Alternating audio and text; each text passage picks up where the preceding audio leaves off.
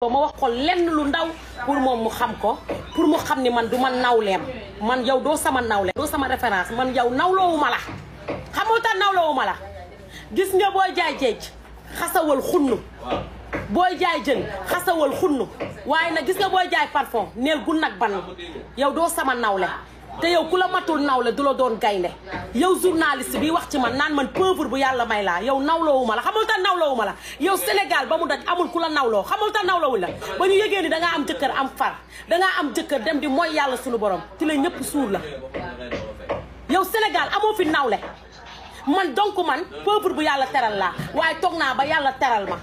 ma boole dignité ak fulla ak personnalité yow xam nga ni boo ma bippee ku am crédit yow xam nga ni yow boo ma bippee di nga bippe ku am crédit yow boo ma bippee di nga bippe xale boo xam ne dawul jànjaari ba sa njaay am naa nag lu may seet ci réew mi ndax du ma fi qu'est-ce qui se passe du ma fi sekk c'est-à-dire parce que dafa am lu xew te ku mu naqariwul rek doo gor déegi ci réew mi moom la ñuy naqarlu yow war ngaa xam ni yow man ragaluma la lu toll ni yow bañ laa tontu yow amoo nawle ci réew mi yow réew mi kenn nawloowu la yow kenn bëggu la kenn bëggul ànd ak yow yàq nga deru journaliste ba ñu yëgee ni dangaa am jëkkër am far am jëkkër am ay faru politicien yu lay moxomal ci suuf ci la nit ñi nawloowul kon yow doo sama nawle te ku la matul nawle du doon sagal tontuwuma la nag dama laa ñamal rek caxabal laa la jox ak yóbbante yaa ngi dégg waaye yow doo sama nawle taxoo ma man may wax ba mar ndax man dèjà ni ma toogee ci réew mi damaa rus a samp sama laay bi di wax naka sudul noonu ndax xam nga lu tax ki dee sunu nawle la te bu dul dara Pikine la dëkk te déegi ñun ñëpp a koy mettitlu waaye nag dinaa la jox yóbbal jox la sërica dinaa la jox yóbbal jox la sërica ngir yàlla war a sóori ni ma la def ma ko njëkk ngaa génn di wax ci jaaykatu xeesal musuma la tontu tey la même chose nga génnaat naan Mame Ndiaye sa mu naan bu jaaykatu xeesal bi pauvre bu yàlla teral la kon kooku miinul million waaye yow yaa miin million waaye yow ni ngay miinee million bon na de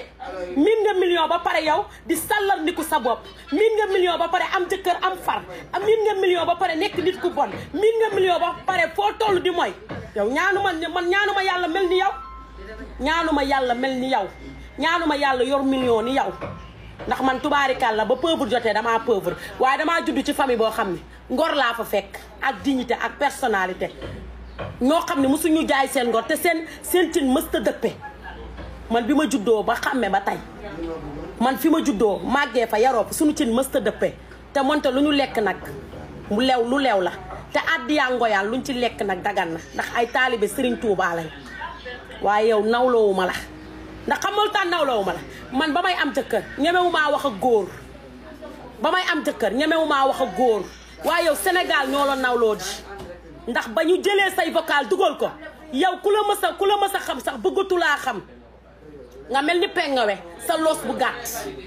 nga nekk nit koo xam ne amoo dara ci journaliste topp magu politicien yi di def lu bon ngay mooy guddi di mooy bëccëg yow kan moo la nawloo ci réew mi ñamal loolu nag ba beneen